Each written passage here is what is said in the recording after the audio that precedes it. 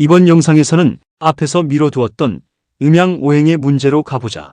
이 문제는 상당히 헷갈리는 부분이 많이 있어서 주의가 요구된다. 먼저 AI에게 음양오행의 개념을 물어보고 가자. 안녕하세요. 오늘은 음양오행에 대해 간단히 알아보겠습니다.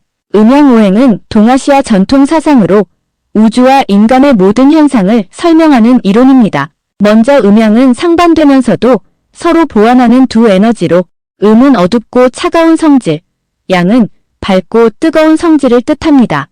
이 두 에너지가 조화를 이루며 세상을 움직인다고 보았습니다. 여기에 목, 화, 토, 금, 수 5가지 원소가 추가된 것이 오행인데 각각 나무, 불, 흙, 금속, 물로 상징됩니다. 이 오행은 서로 상생, 즉 돕거나 상극, 즉 견제하는 관계를 가지며 자연과 인간 간의 변화를 설명합니다. 예를 들어 나무는 불을 돕고 불은 흙을 만듭니다. 반면 물은 불을 꺼뜨리죠. 음양오행은 철학, 의학, 예술, 풍수 등에 영향을 미치며 오늘날까지 그 지혜가 이어지고 있습니다. 감사합니다. 이 정의는 당연히 겨우 눈에 보이는 것만 연구하는 고전물리학의 관점이다. 이는 또한 평범한 대중들의 관점이기도 하다. 음양오행은 인간의 눈에는 보이지 않는 에너지 문제를 기반으로 하므로 자동으로 눈에 보이지 않는 에너지를 연구하는 양자역학을 요구한다. 그래서 고전물리학을 기반으로 해서 해답을 말해주는 AI의 정의는 답답하게 들릴 수밖에 없다.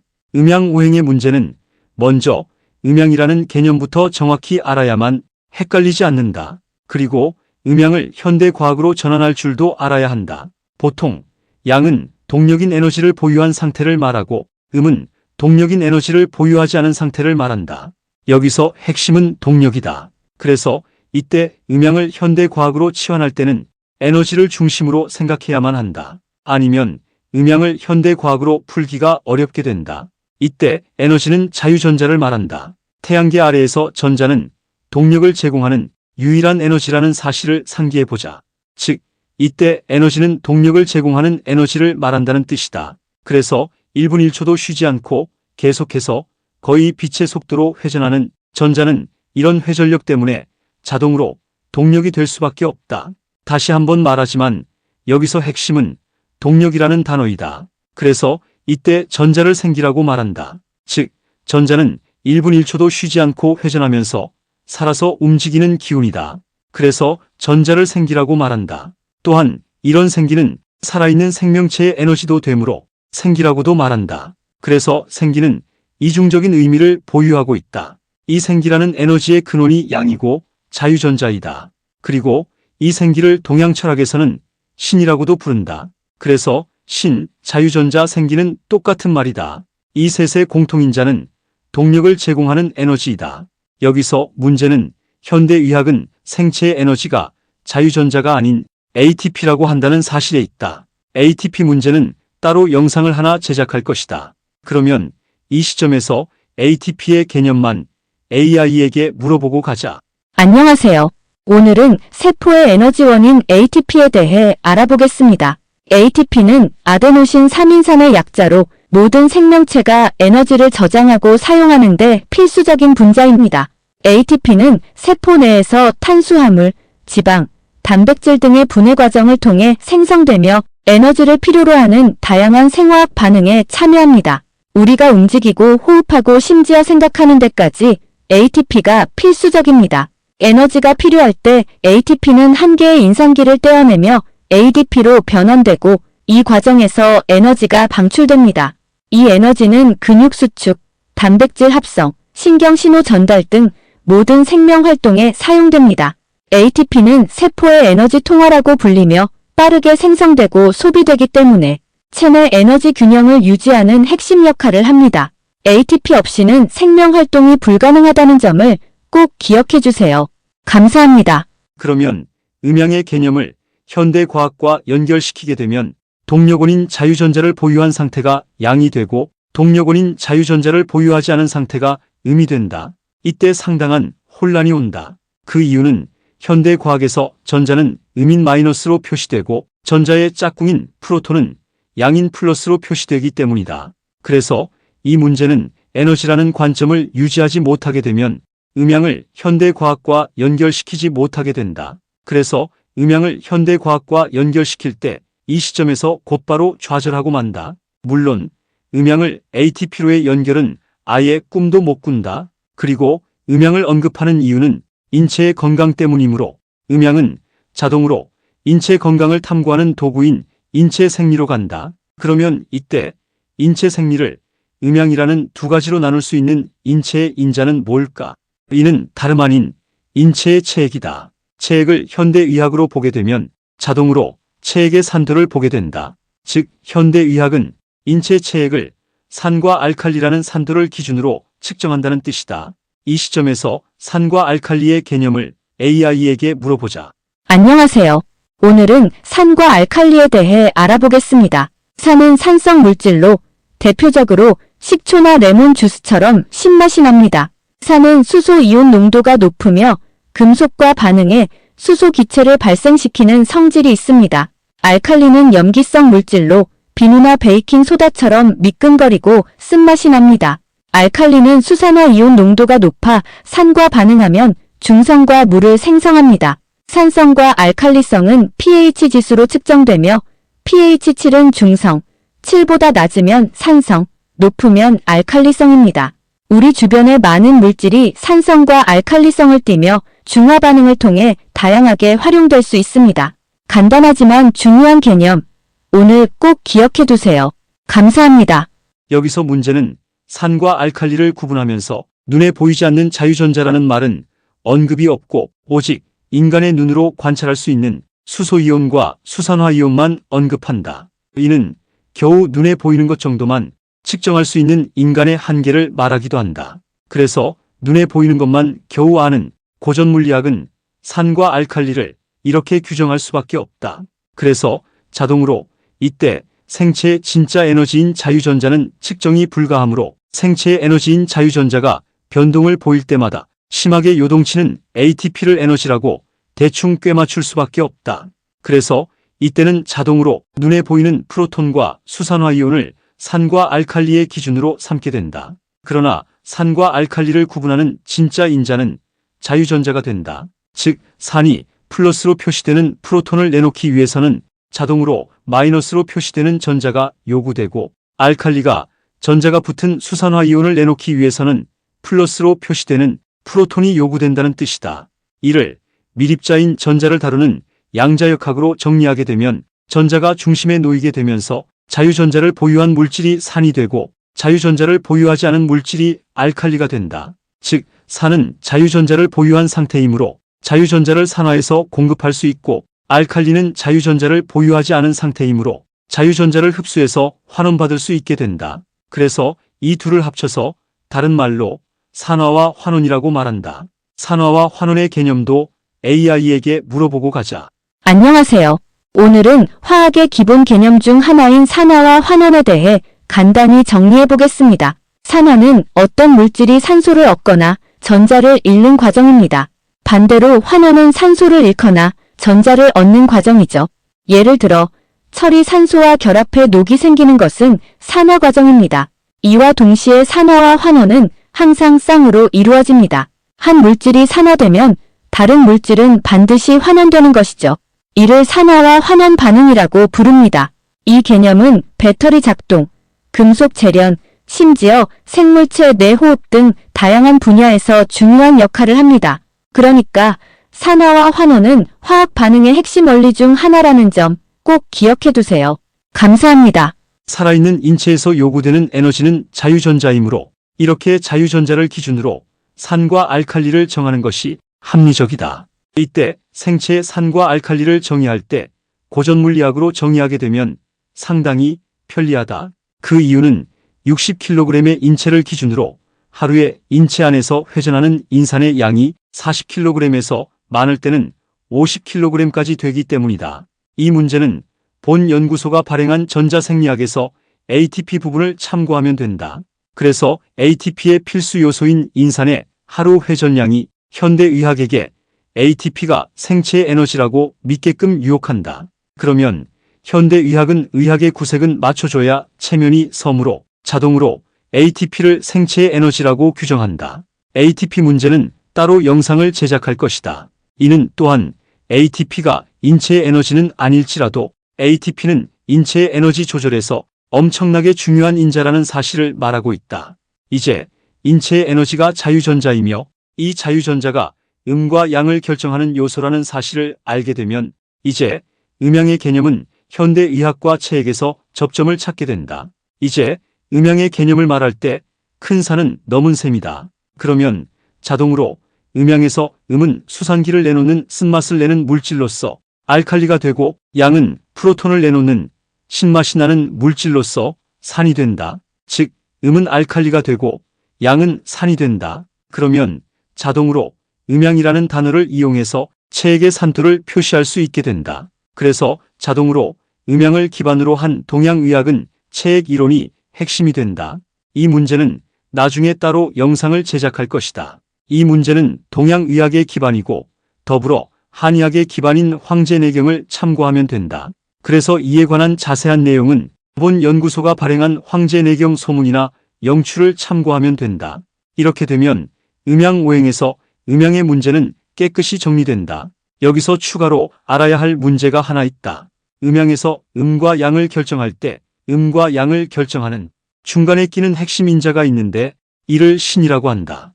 또한 인체의 체액에서 산과 알칼리라는 산도를 결정할 때 중간에 끼는 핵심 인자는 자유전자이다. 그러면 음양은 산도의 문제이므로 자동으로 신과 자유전자는 똑같은 말이 된다. 즉 신도 인체의 에너지를 말하고 자유전자도 인체의 에너지를 말한다는 뜻이다. 즉 음양의 결정인자가 신이라는 뜻이고 산과 알칼리의 결정인자가 자유전자라는 뜻이다. 그러면 자동으로 신과 자유전자는 똑같은 뜻이 된다. 그래서 동양철학을 공부하다가 만나는 신은 모두 자유전자라는 뜻이고 더불어 인체의 에너지라는 뜻이다. 동양철학에서 신이라는 글자를 제대로 풀지 못하면 동양철학의 해석은 엉망진창이 되고 마는데 이는 현재 진행형이다. 오행의 문제는 본 연구소가 제작한 유튜브 영상 제4회차를 참고하면 된다. 그러면 음양과 오행은 무슨 관계가 있길래 이렇게 음양과 오행을 한 묶음으로 해둔 것일까? 이는 인체의 건강을 위한 것이다. 그러나 이때 핵심은 음양도 아니고 오행도 아니다. 즉 이때 핵심은 인체의 에너지인 자유전자이다. 즉 음양오행은 인체의 에너지인 자유전자로 인해서 그 효용성이 나타나게 된다. 이는 서양의학에서 체액을 규정할 때 체액이 중요해서가 아니라 체액의 산도가 중요하기 때문인 원리와 똑같다. 여기서 산도는 에너지인 자유전자가 기준이 된다는 사실을 상기해보자. 인체의 에너지인 자유전자는 열에너지와 냉에너지에 아주 민감하게 반응하는 성질이 있다. 그리고 이 열에너지와 냉에너지를 오행이 공급하게 된다. 이때 하늘에 있는 오성이 준 오행이라는 냉에너지와 열에너지를 받은 인체 안에 든 자유전자는 음과 양을 결정하는 인자가 된다. 이 시점에서 자유전자라는 에너지를 통해서 음양과 오행이 짝으로 만나게 된다. 그래서 음양오행의 핵심은 인체의 에너지인 자유전자가 된다. 인체는 에너지의 노예이므로 그래서 인체의 에너지인 자유전자는 엄청나게 중요한 인자가 된다. 그러면 자동으로 오행이 준 에너지는 인체의 에너지인 자유전자를 가지고 놀게 된다. 이는 인체를 오행이 가지고 논다는 논리로 자연스럽게 이어진다. 그러나 여기에는 또 하나의 숨은 변수가 있다. 바로 지구의 대기이다. 지구의 대기는 인체가 직접 접촉하는 에너지이다. 즉 하늘에 떠 있는 오성이 준 에너지인 오행은 인체를 직접 자극하는 에너지가 아니라는 뜻이고 지구의 대기라는 에너지 중개자가 있다는 뜻이다. 그러면 문제는 아주 복잡한 것처럼 보인다. 이때 나타난 해결책 시스템이 바로 지장간 시스템이다. 지장간 문제는 본 연구소가 제작한 유튜브 영상 제5회차를 참고하면 된다. 즉 지장간 시스템은 대기의 에너지 시스템이라는 뜻이다. 즉 지장간은 최첨단 기상학이라는 뜻이다. 지장간은 지구의 대기 에너지가 오성이 준 오행의 에너지를 어떻게 품고 있는지를 말해준다. 이때 대기가 품고 있는 오행의 에너지는 사계절을 만드는 에너지가 된다. 그래서 봄은 목성이 보내는 따뜻한 에너지를 대기가 품어서 만들고 여름은 화성이 보내는 무더운 에너지를 대기가 품어서 만들고 장하는 토성이 보내는 차가운 에너지를 대기가 품어서 만들고 가을은 금성이 보내는 건조한 에너지를 대기가 품어서 만들고 겨울은 수성이 보내는 혹한의 에너지를 대기가 품어서 만든다. 이때 태양의 에너지는 사계절 에너지의 공통 변수가 된다. 이 문제는 본 연구소가 제작한 유튜브 제4회차를 보면 된다. 그러면 오행은 대기라는 에너지 중개자를 통해서 인체의 에너지인 자유전자를 가지고 놀게 된다. 그러면 자동으로 자유전자라는 에너지로 다스려지는 인체는 오행의 놀이터가 되고 만다. 이는 자동으로 인간의 건강 문제로 간다. 그러면 이때 인체의 건강은 의학을 불러낸다. 그러면 이때 의학은 자동으로 에너지인 자유전자의 문제가 된다. 그러면 이때 의학은 자동으로 에너지 의학이 된다. 이때 에너지는 자유전자이고 자유전자는 파동을 만들므로 에너지 의학은 자동으로 파동 의학이 된다. 또한 자유전자라는 미립자 에너지는 양자역학의 문제이므로 에너지 의학은 자동으로 양자의학이 된다. 그러면 인체의 에너지라는 자유전자를 매개로 해서 에너지의학, 파동의학, 양자의학이 한 몸이 된다. 즉, 이 세 종류의 의학은 실제로는 한 가지 의학이라는 뜻이다. 또한 이 자유전자는 자연의 현상을 만들어내므로 이 세 종류의 의학은 자동으로 자연의학이 된다. 그러면 이제 이 세 종류의 의학은 자동으로 자연의학도 된다. 즉, 에너지의학, 파동의학, 양자의학은 모두 자연의학이라는 뜻이다. 그러면 자동으로 이 네 종류의 의학은 한 가지 의학이 된다. 물론 지금 현실에서는 인체의 에너지가 자유전자라는 사실을 모르므로 이 네 종류의 의학은 각기 서로 다른 의학으로 취급된다. 이 문제도 따로 영상을 제작할 것이다. 참고로 이 네 가지 의학의 개념을 AI에게 물어보고 가자. 안녕하세요. 오늘은 에너지 의학에 대해 알아보겠습니다.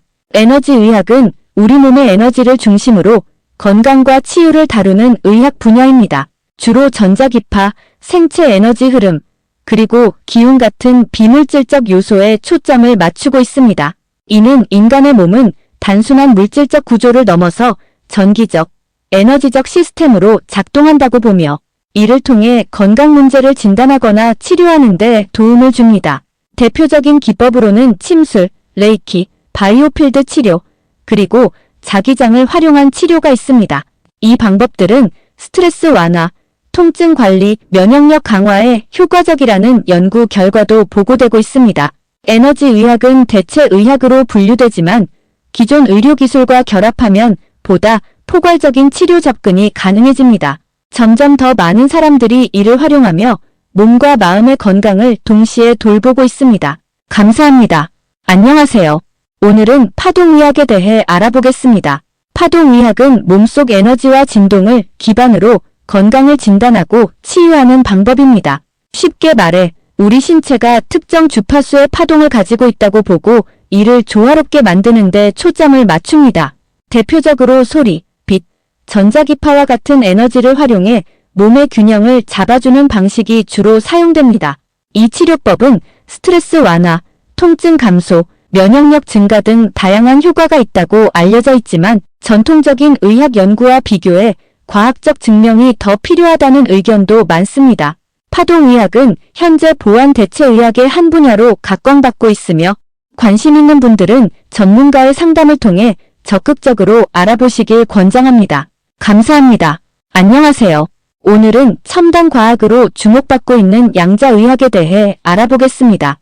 양자의학이란 양자물리학의 원리를 의료에 적용하는 학문입니다.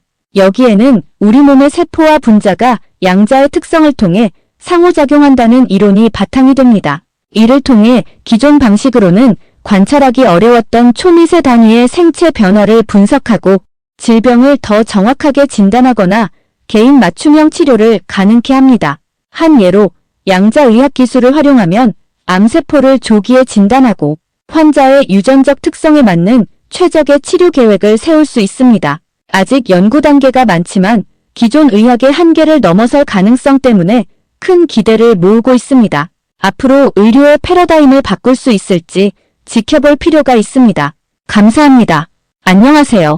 오늘은 자연의학에 대해 간략히 알아보겠습니다. 자연의학은 식물, 광물, 자연적인 요소를 활용해 건강을 유지하거나 질병을 치료하는 방법입니다. 이는 현대의학과는 달리 몸의 자연 치유력을 강조하며 약물보다는 자연에서 얻은 자원을 활용합니다. 허브 치료, 침술, 식이, 요법 등이 대표적인 예입니다. 이는 부작용이 적고 예방 차원에서도 유익하다는 점에서 주목받고 있습니다. 하지만 모든 질환에 적용되지는 않기 때문에 전문가의 진단과 도움을 반드시 병행해야 합니다. 자연의학은 현대의학과 조화를 이루며 건강한 삶을 돕는 하나의 옵션으로 자리 잡고 있습니다. 감사합니다. 이러니 이 네 가지 의학이 제대로 작동할 리가 없다. 이때 제일 큰 걸림돌은 ATP가 인체의 에너지라는 걸림돌이다. 즉, 자칭 최첨단 현대의학은 이 네 가지 의학이 제대로 작동하지 못하게 ATP라는 방해물을 설치해 둔 것이다. 이 ATP가 이 네 가지 의학의 방해물이 되는 이유는 이 네 종류의 의학을 실제로 적용하는 의사들이 대부분 현대의학을 전공했다는 사실 때문이다. 그래서 이들이 이 네 종류의 의학을 임상에서 적용할 때 인체의 에너지를 ATP가 아닌 다른 인자로 규정하게 되면 이들은 즉시 현대의학계에서 퇴출되고 만다. 그래서 이들은 ATP라는 방해물을 제거하지 못하고 만다. 또한 현대의학을 전공하지 않은 사람들이 이 네 가지 의학을 임상에 적용할 때 ATP가 인체의 에너지가 아니라고 하면 소위 서양의학계는 온갖 수단과 방법을 총동원해서 즉시 이들을 매장시켜버린다. 이 문제는 본 연구소가 발행한 전자생리학에 자세히 설명되어 있다. 그러면 왜 자칭 최첨단 현대의학은 맞지도 않은 ATP를 인체의 에너지라고 고집하는 걸까?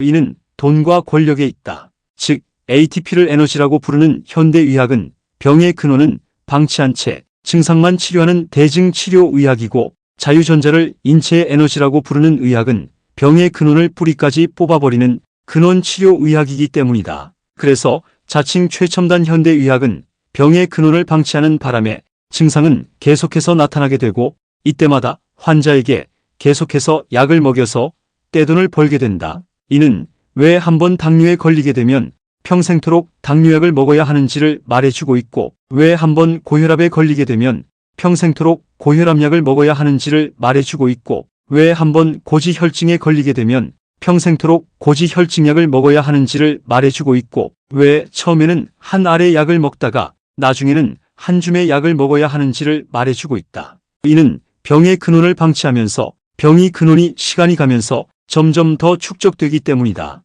이는 자동으로 더 많은 병을 만들어낸다. 이의 마지막 종착역이 바로 암이다. 이를 대증치료라고 하는데 이 대증치료는 자칭 최첨단 현대의학의 기본 철학이다. 이는 환자를 하나의 수익 모델로 생각하는 작태이다. 이는 자동으로 자칭 최첨단 현대의학이 자연의학을 방해하게 유혹한다. 그리고 그 방해 도구가 ATP이다. 인체는 에너지로 다스려지는 에너지의 노예이므로 에너지 문제의 길목에 방해물을 설치해 두게 되면 이 방해물은 아주 강력한 방해물이 될 수밖에 없게 된다. 이때 자칭 최첨단 현대의학으로 근원치료의학인 자연의학을 바라보게 되면 자연의학은 자신들의 무덤이 된다. 다시 본론으로 돌아와서 그러면 자동으로 이 네 가지 의학의 교과서가 있을 것이다. 이때 이 교과서가 바로 황제내경이다. 그리고 황제내경을 기반으로 한 의학이 바로 한의학이다. 그래서 한의학은 병의 근원을 뿌리까지 뽑아버리는 의학이 된다. 이런 이유로 한의학은 퇴출되어야만 하는 의학이 되고 만다. 이 말은 자칭 최첨단 현대의학이 아예 입에 달고 사는 이야기이다. 그러고도 인간 존중이라는 기초석이 병원의 앞마당에 서 있다. 이때 인간은 과연 어떤 종류의 인간일까? 이 판단은 시청자 여러분의 몫이다. 그러면 자동으로 에너지의학의 교과서인 황제내경은 자유전자라는 에너지가 핵심이 된다. 물론 황제내경에서는 자유전자를 신으로 표현하고 있다. 즉 황제내경에서는 신이 인체의 에너지가 된다는 뜻이다. 이 문제는 너무 긴 이야기라서 다음 영상으로 미룰 수밖에 없다. 다음에 나오는 짧은 영상은 지금까지 본 영상의 내용을 AI가 요약해서 만든 요약 영상이다.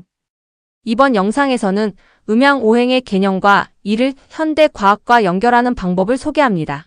음양은 상반되는 에너지로 음은 어둡고 차가운 성질, 양은 밝고 뜨거운 성질을 의미하며 이는 우주와 인간을 설명하는 개념입니다.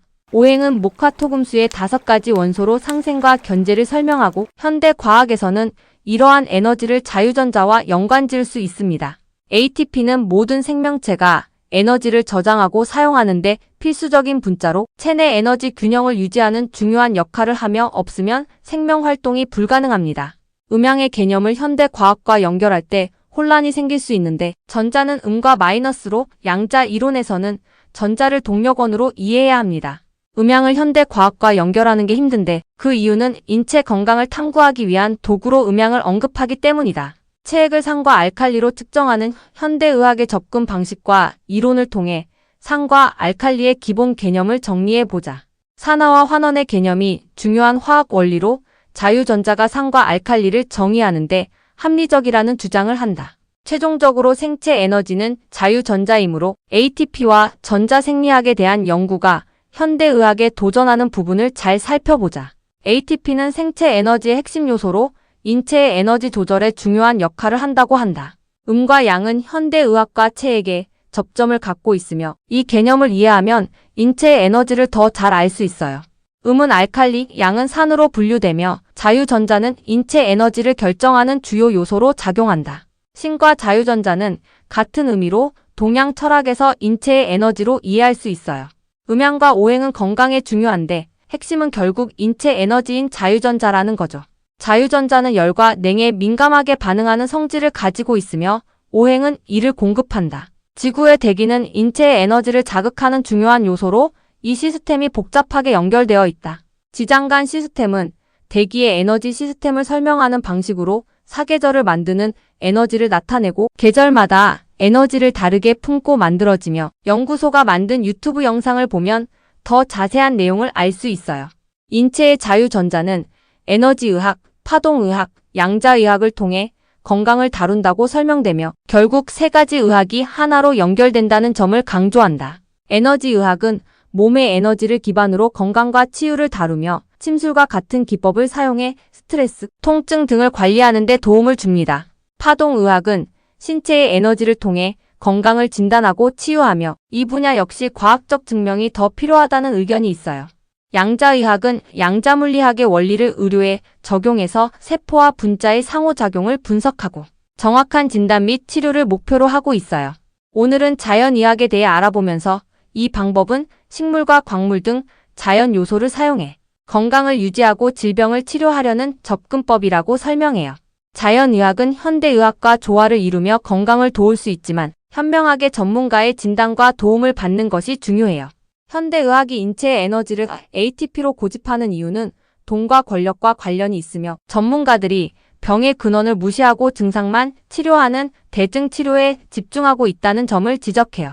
이런 이유로 당뇨, 고혈압 같은 만성 질환을 앓게 되면 평생 약을 먹어야 하는 현실을 따져보면서 현대의학의 기본 철학이 환자를 수익 모델로 보는 것이라 비판해요. 결국 현대의학이 에너지의학과 자연의학을 방해하는 구조를 설명하면서 한의학이 병의 근원을 다루는 의학으로서의 중요성을 강조한다. 이 영상에서는 인간의 본질에 대한 질문이 제기되며 그 판단은 시청자들에게 맡기고 있습니다. 황제내경에서는 자유전자가 인체의 핵심 에너지로 묘사되고 심지어 신으로 표현되기까지 합니다. 하지만 설명이 길어지다 보니 자세한 내용은 다음 영상에서 다루기로 했습니다.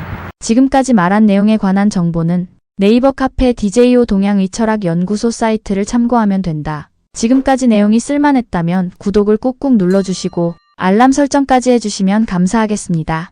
그리고 좋아요는 보너스겠지요. 그럼 다음 영상에서 뵐까요?